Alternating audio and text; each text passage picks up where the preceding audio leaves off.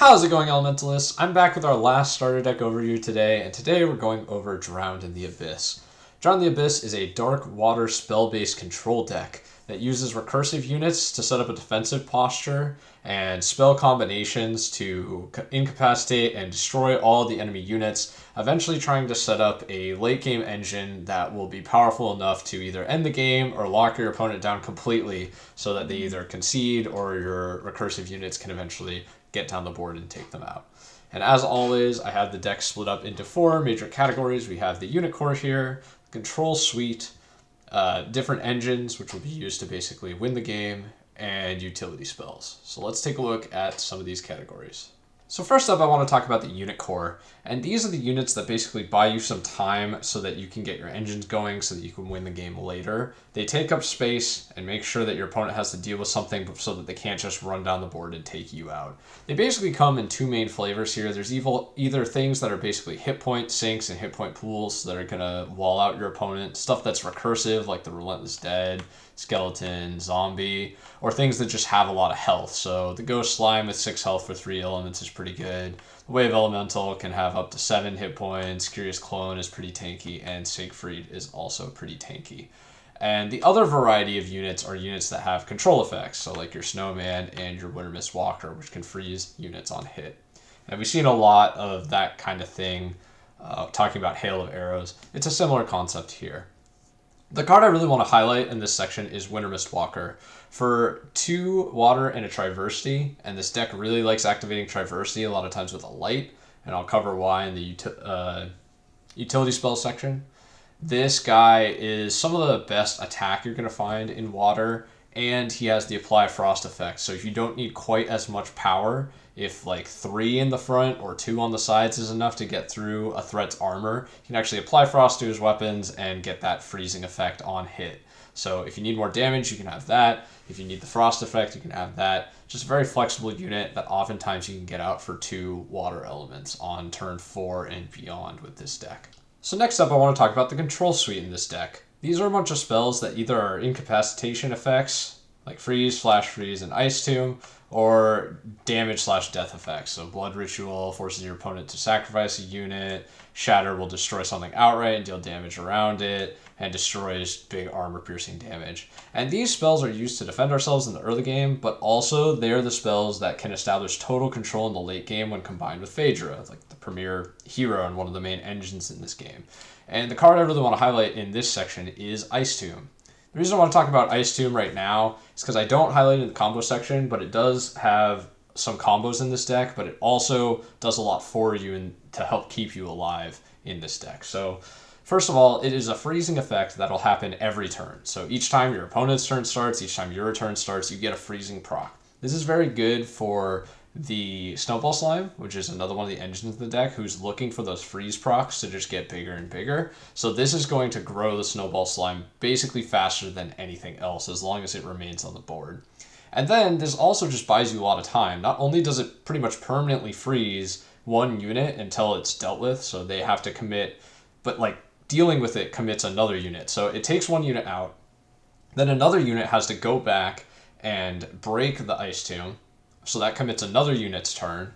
And then, once that's done, as long as it broke it with a melee attack, then you have 2 units right next to each other, which can be easily defeated or fall prey to like a freeze-shatter combination. The AoE damage from Shatter can hit, you basically just kill one of the units, and then the AoE damage from Shatter can hit the other. And it's just because this was enabled because they had to put the units together to get rid of the Ice Tomb. The only way around this is to use like a ranged unit or something like that.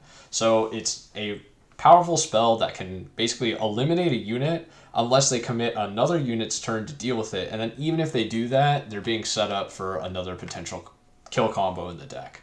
And that's why I think it's really important to go over this card in particular. Even though there's only 1 copy, it is a really nice card in the deck because of those sorts of things. It just synergizes really well with a lot of other things. So next up, I want to talk about the engines in this deck. These are the things that you're trying to get established to basically fuel your ability to win the game. And there's a few different ones here. There's the snowball slime, which I already talked about a little bit in the last section. It gets bigger every time you freeze stuff or every time he sees things get frozen. So he can eventually just become too big to deal with on his own, or at least big enough to where he's a real big threat that can buy you a lot of space and time himself to get some of these other engines set up. Then there's a couple banners in Rainy Day, which adds another freezing effect and a slight damage effect to all of your freezing abilities. So that's a good way to just add some control that just happens every turn. And Veil of Night, which makes all of your units very, very deadly. This is especially powerful with recursive units because all of a sudden their low attacks don't matter that much. They're just trading up all the time, and you don't really care if they die because they're just going to keep coming back. Veil of Night is just so powerful with recursive units, so these two effects can just be too much on their own. But the real one I want to highlight, and kind of the face of the deck, is Phadria the Void Beckoner. So what she does is really her second ability there, her Peer Beyond ability, allows you to move spells from your graveyard back to the top of your deck so that you always have more fuel to control with. She's the one that allows you to basically use the spells you've already used to survive in the early game to just establish total control over the battlefield with spells. All those freeze shatter combinations that have outright killed units and done a bunch of damage to other units, you just get to use those again and again. You get to make sure your Ice Tomb is always on the field. You get to, use Destroy over and over. She just makes sure you can get the most out of all of your spells. So as long as she's on the board and you have the elements to pay the cost for these things, you will just never run out of fuel, and you will be able to establish a complete spell-based control over your opponent, which is basically the whole point of the deck. So she's pretty much the star of the show. You can win without her, but she is the main goal of this deck, is to get her set up, established, protected, and then have the elements to really use her ability the fullest, and that is how you're going to aim to win the game in this deck. So as always, I'd like to talk about some of the utility spells in this deck. This deck's utility spells can do a number of different things. One of them is Mirror Mail. As one of the most important units in the deck, Phadria can add a lot of value, but she's also a very prime target for being killed. You can kind of wall other units out and protect her with things like, you can use skeletons or Relentless Deads or other recursive units to kind of form a wall to make sure she can't get killed by other melee units. But if your opponent just drops a fireball on her or an earthquake or something like that, there's not a lot you can do with other units to make sure she doesn't die to that sort of effect, which is where Mirror Mail comes in. If you put Mirror Mail on Phadria, then you don't have to worry about any of those effects, which can be very, very useful when you're playing decks that have those cards, because they're going to want to kill her as fast as possible. The other utility spells, as I mentioned, there's a lot of light in here. I was talking about that in Unit Core. A lot of times this deck gets light to activate Triversity. The reason there's so much light in this deck is mostly for searching effects. Because it's such a combo-heavy deck, something like a Divine Gift can give you a freeze for your Shatter, or a Shatter for your freeze, or it can search out Mirror Mail for your Phadria if you need it in those sorts of matchups, or it can just be used to find Phadria if it's that stage in the game and you still haven't drawn her yet. So there's a lot of searching effects in this deck. Not only is there Divine Gift, but there's also Plunder the Deep. Plunder the Deep is an incredibly powerful search effect because it allows you to take 3 cards from your deck.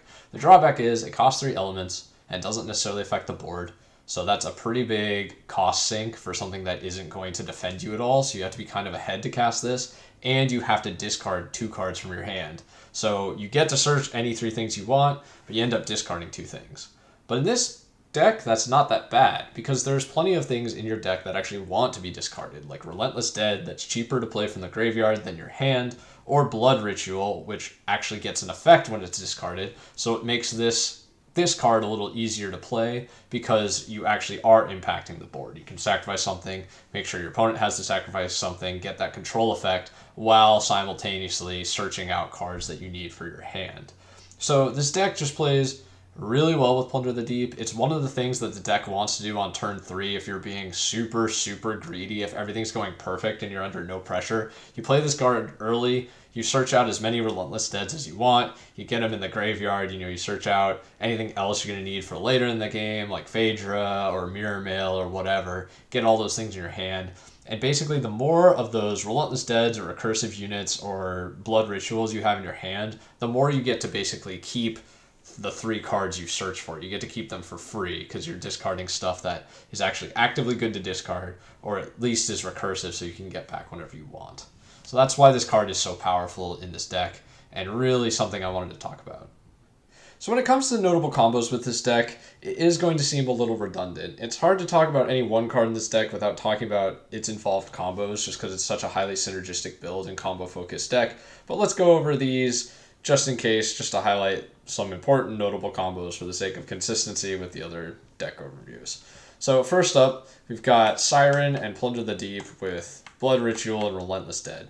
Like I've mentioned a few times, Blood Ritual and Relentless Dead are both really good cards to discard. Relentless Dead becomes cheaper playing from the grave. It's not a very good unit for 5 elements. That 2 darkness and 3 generic cost is not very good for what you're getting stat-wise here, and it has no actual combat abilities, but getting these stats for 2 darkness elements is really powerful. So once you pay that initial investment, this is a really strong card to have in your graveyard. So if you can basically cheat it into the graveyard with a discard effect, this card just becomes all upside. Just a very, very strong card for 2 elements.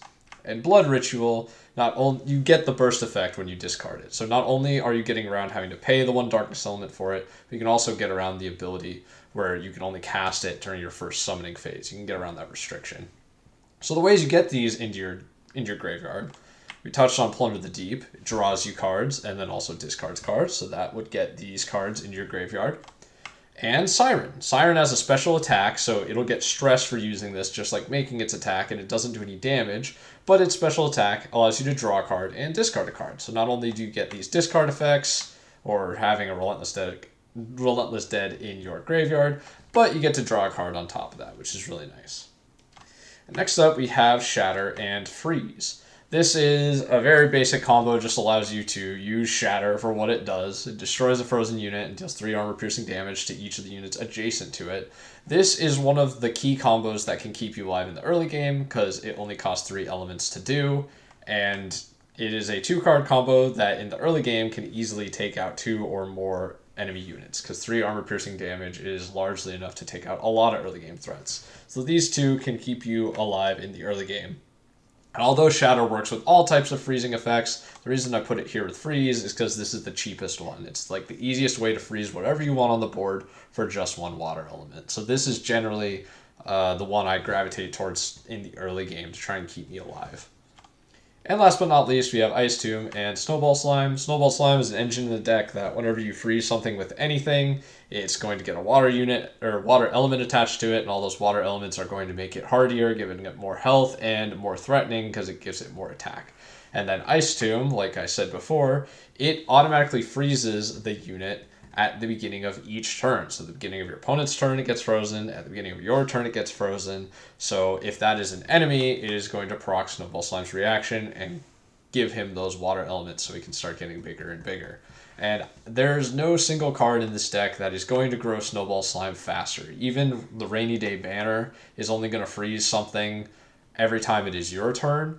Ice Tomb is a single card that will freeze something like basically twice per round. So like once on your turn, once at the start of your opponent's turn. If your opponent doesn't take it out, the Snowball Slime will quickly get out of control. So it just basically forces your opponent to deal with the Ice Tomb or the Snowball Slime. It forces them to deal with one of these 2 things. For starting picks with this deck, it's hard to go over the rationales for them without talking about some really high-level strategy stuff for the deck. As always, they're separated into more safer plays versus riskier plays, but I have to talk about why that is the case. So, in this deck, ideally what you want to be doing is playing Plunder the Deep right at 3 elements. But in order to do that, your first 3 elements have to be 2 water and a light, because that is what it costs. So because of that, you can't get any darkness. So starting out with things like the zombie or the skeleton for if you're going first or second don't work out because you need a darkness element to play these on curve. So if that's the case, although these units are better at keeping you alive because they add generally more board presence and are recursive, they basically disallow you from getting the perfect scenario of getting that 3-element Plunder the Deep. Once you get that 3-element Plunder the Deep, the deck usually wants to just pile darkness from there on out, to take advantage of the Relentless Deads in your graveyard and all these other units, and you start needing to basically backfill all the darkness you've been missing until you get about 4 or so, then you can get some more water. But that's usually the ideal case for the deck. These units don't really allow you to do that unless you do some overcharging. You play a zombie on turn 2 instead of turn 1, and then you overcharge to get Plunge of the Deep on turn, well, whatever turn you have 3 elements on, so turn 2 or turn 3. That's one way to do it. And if you were going for that, which is like very risky, you could actually start with Plunge of the Deep. But if you just want to keep that option on the table, you can start with the Frog or the Snowman. Both of these keep that option alive and give you some board presence. It's just not going to be as powerful as either of these off the bat. And they don't guarantee you a recursive unit in your hand like these two do.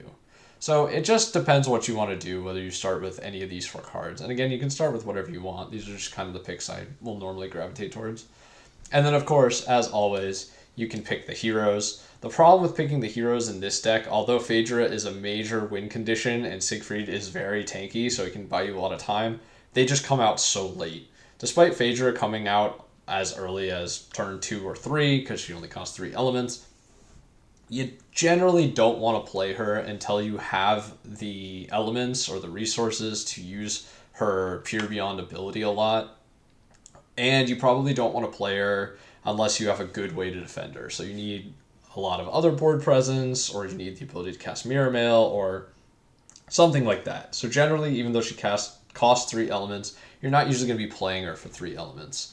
And then also, Siegfried just costs 6. He's very expensive. He's really tanky, and he's kind of a good snowbally threat on his own, but he's going to be a dead card in your hand for quite a while, as will Phadria. So these are like supremely risky options, but again, you can definitely pick them if you just want to make sure you see them that game and you want to make sure that you're playing with them. I can see picking that. They're fun cards. But yeah, that pretty much covers the philosophy, kind of the general high-level strategy of this deck, but also the philosophy behind some of these starting picks. As far as strong positions are concerned with this deck, they mainly revolve around getting one of your engines going. So this strong position is basically around Snowball Slime. We have a little bit of screening in front of him with a recursive unit like Skeleton. We've got an Ice Tomb that is just freezing something repeatedly on the enemy's side of the field. And we've got Rainy Day, which can provide another freezing effect. And actually, this is going to cause that thing to lose a lot of life. This is another combo that basically turns Ice Tomb into a kill combo. But all these things, we're getting like 3 freeze procs per complete cycle. So like your opponent's turn, your turn. And it's just going to make Snowball Slime really big, really fast. And then because of his Slime Walk, you can't even wall this guy out. If he just gets big enough, he can just walk down the field and just end the game. So this is a setup around Snowball Slime. And then similarly, we have a position around a Mirror-Mailed Phadria. So in this case, it's basically just a couple of undead units screening for Phadria. Nothing can hit her at this point besides ranged units, or you'd have to clear one of these first and then go for her. And spells can't get through to her because of the Mirror Mail. And she's basically snug as a bug here, ready to use her Pure Beyond ability to get you all those spells again. It doesn't look like much of a board presence, but just a setup like this is actually pretty strong, because the most of the power is going to come from the things that are in your graveyard and hand, basically getting a bunch of free shatters every turn, or you get to reuse Destroy, or you get to reuse Flash Freeze and just keep everything pinned down, get Ice Tomb again. Just all of those effects, all of those spells, you just get to repeat and repeat and repeat. And like if they deal with the units, you can resummon these guys very easily. It's just, at this point, your opponent is basically, you're burning through their resources with things that you're just going to get right back. So, generally, just this position, though it doesn't look like much, will give you enough spells to make your opponent just either concede, or eventually you can just walk this guy up the board. Ideally here, where he can use his front attack to damage the opponent, and it's a 3-hit kill. You just keep him locked down while this guy just beats them to death. So it doesn't look like much of a position, but this is generally, honestly, this is generally all you're really going for. Anything more than this, even this, like, it's just icing on the cake. really just these two are all you need to be super, super scary. And like anything in this position, just right in front of her so that something can't just like walk up and kill her. That's usually all it takes. So I think that's going to do it for my overview of Drowned in the Abyss and all the starter deck overviews in general. Thank you so much for watching this video, and if you've been watching the whole series this whole time, just thank you very much for that. I hope you found all the videos informative. Now that this is the last starter deck video that kind of covers the constructed portion of the videos I wanted to make, I do have a couple more videos I want to do about the more limited formats, so the draft format that is laid out in the rulebook. I want to do a video on that. And then I have a couple more formats that I played with my friends that were a lot of fun. So there's like themed packs, which is more of like a smash up deck building thing. And then also something I call sealed and trade. So keep a lookout for those videos. They should be coming relatively soon. I look forward to sharing that kind of stuff with you guys. Back to Drown in the Abyss. If you like spell-based control decks, if you're a control deck player, I think this deck might be really fun for you. Water and darkness they're just some of the more control-y elements in Elementile. So maybe consider this deck for your first build. I think you might really like it. And as always, guys, I look forward to seeing you on the field of Elementile.